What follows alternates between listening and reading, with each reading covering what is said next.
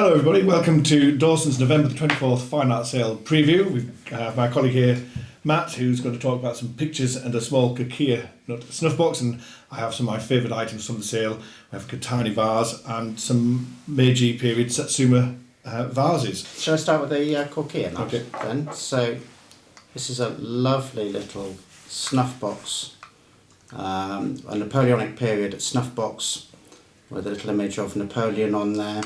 And a little face on the front which is called a bugbear, which is why we call these a bugbear snuff box.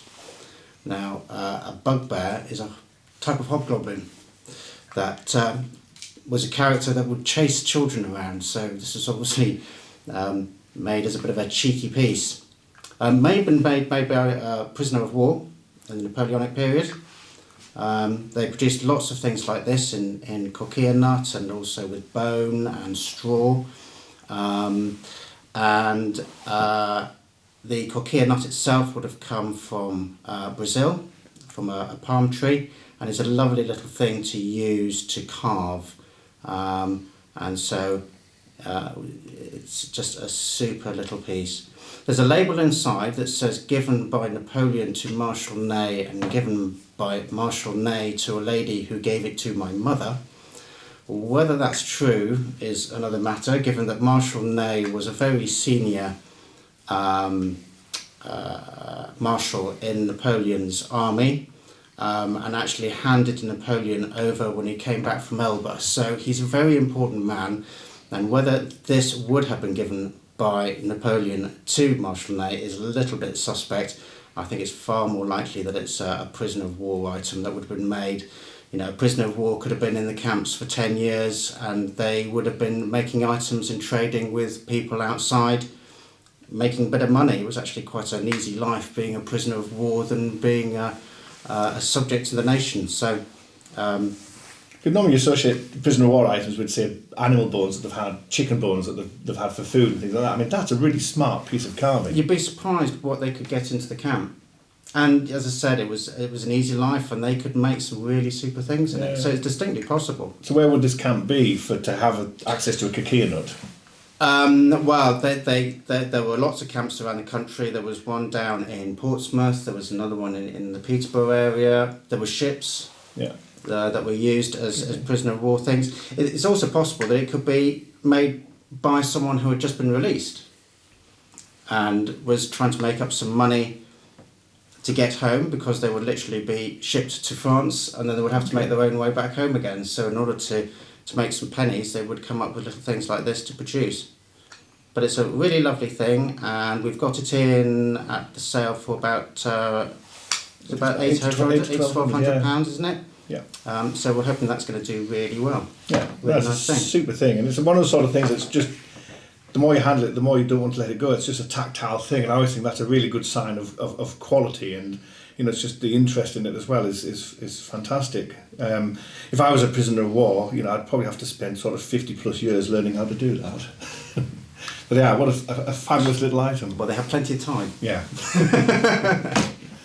I would need the time and 50 years.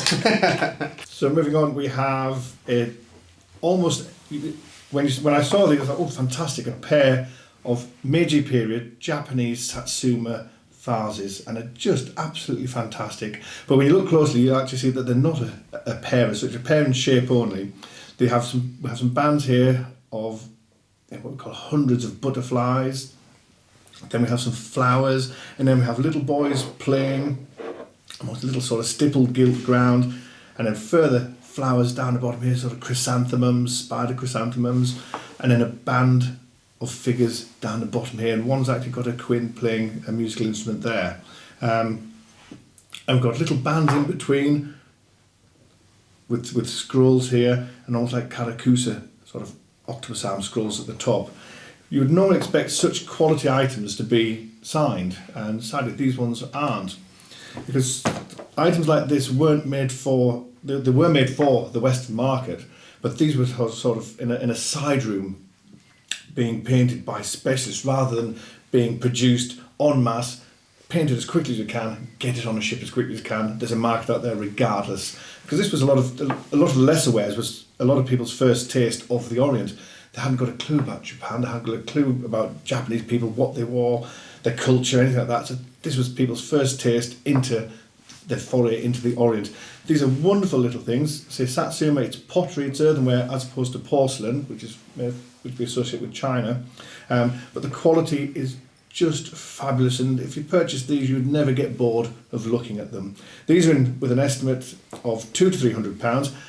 Had they been signed by a top-end artist, you could probably treble that. But wonderful thing. So I have, it's not a particularly valuable painting, but it's a rather interesting one because it's by an artist called James Lloyd, who was a Yorkshireman, and he started painting very late in life. He was in his 40s when he started painting. After the war, he came from a farming background.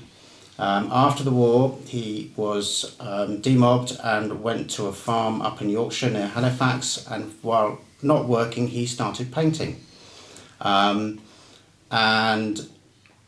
after he moved to a little village near York, he produced more paintings and gave up the farming and started doing other work at a factory nearby so that he could work through the night and then paint during the day. And his wife started to think that there might be something in his paintings. So she went to a gallery in London who started displaying these paintings for him, and Ken Russell began to get interested in them, and he was directing an arts programme on the BBC at the time called Monitor. Now, this painting has a particular connection with that programme because this was given to Ken Russell's assistant.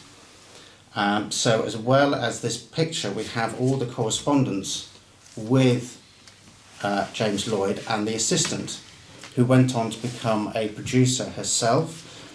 She managed Monty Python during the Meaning of Life filming, and she went on to produce a lot of Michael Palin's travelogue programmes. Oh. So there's really quite an interesting connection. He really only became most famous for his naive work was in the 60s, and this painting is dated 1955, and it says on the back that it's Danny Kaye dressed as a monk. Now, I can't find anything about Danny Kaye acting and being a part as a monk, but in 1955 he was in England and he did perform at the Palladium and he did do a tour of the UK, so maybe, I'm just surmising that this might have been one of his skits in his stage show. So it makes this a nice connection to how James Lloyd became famous with his connections with Ken Russell, then became a friend of David Bailey. He's did some illustrations in a book on the Beatles in the late 60s. And at the date 1955, this means that it's really quite an early work of his. And he was very much one of the icons of the English naive school of the 60s and 70s. So, although it's probably not his most typical work, it's significant for its age more than anything else. So is it a watercolour or a gouache? Or? It's a gouache, this one. But he particularly liked to use a pointillist effect, which you can't really see an awful lot in here, but down in the arms, down here, you can see he's starting to use that, and in the cape as well. He didn't have a studio.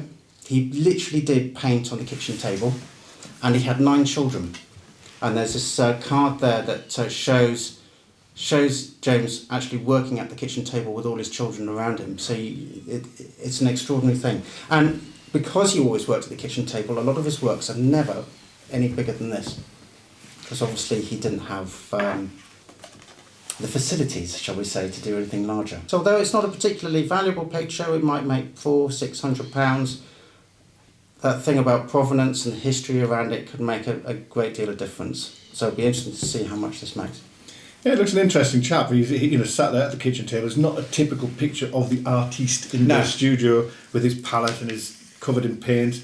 There he is. He's got the chaos of all the children and the family around him, unless that's, it goes hand in hand with kids and chaos. And so, it's interesting people. And when you say with Ken Russell, another interesting It's certainly an interesting chap. But at the time he knew him, he was literally just producing arts programmes on various different subjects. He actually did half a programme on James Lloyd himself. Oh. And a couple of years later, he used James to be an actor, although he didn't really have a speaking part, on Henri Rousseau, who was another pointillist artist. Yeah, fantastic. So sometimes it's not the item itself that's interesting, it's the story behind it Absolutely. that adds an awful lot more to it. Yeah. And what's interesting with the letters is that they keep referring to being Henri Rousseau and doing the book for the Beatles, and all these other aspects are all in here in the letters. Is that the Beatles there?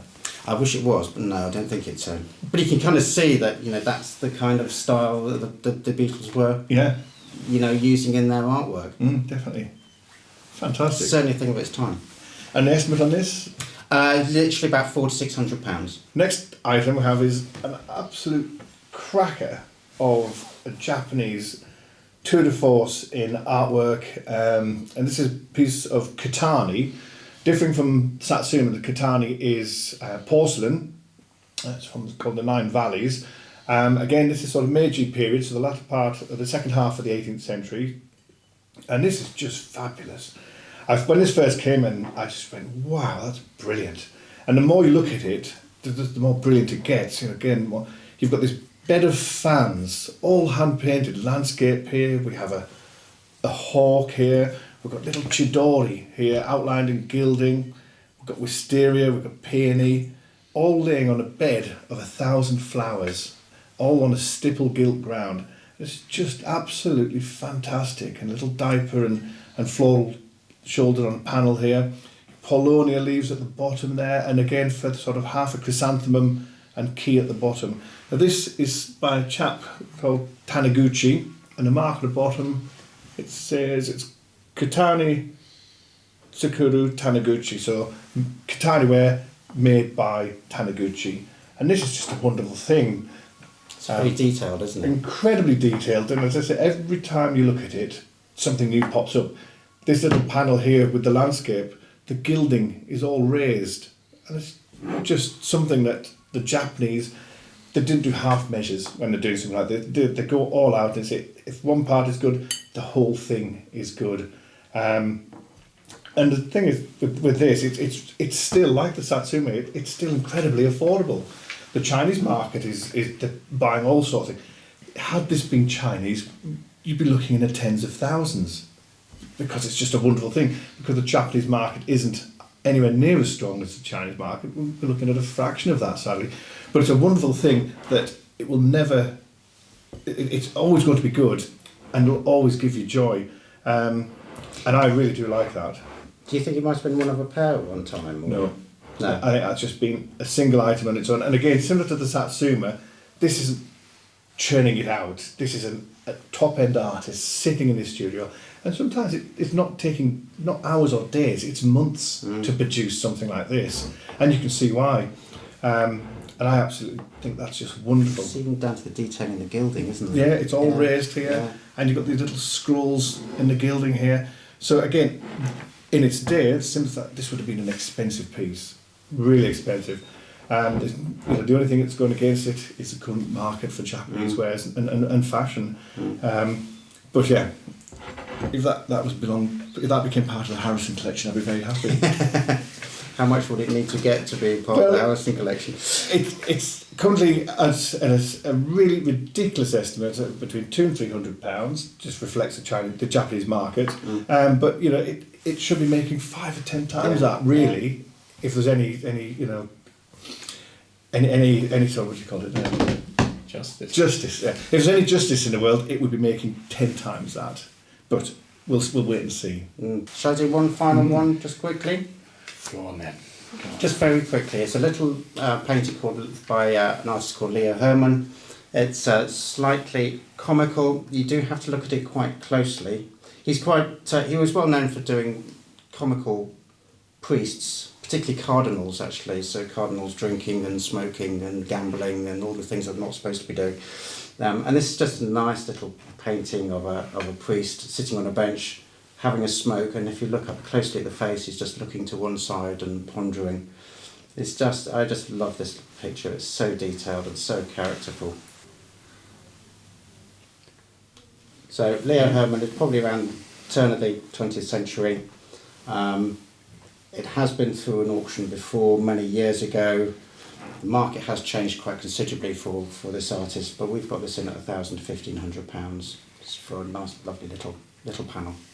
But it's a good thing. You say you look at the face closely, and you see how a good artist, it's like a good sculptor can capture a movement in a static thing, and a good artist can capture the personality Absolutely. of a figure in a painting. I mean, it's called the Pensive Priest, and you can see the sort of frown on his brow. You see he's actually thinking about something, isn't he? You know, having a good think. Having a good think, but relaxing at the same time. Yeah. It's a lovely little painting. So if you can spend some time looking through Dawson's auction catalogue online, the sale's next Thursday, the 24th. We start at 9:30. There's some fabulous things in there, and if there's anything that does catch your eye, please don't hesitate. Give us a call, send us an email, and we'll happily talk you through it. So hope to see you bidding live next Thursday, starting at 9:30.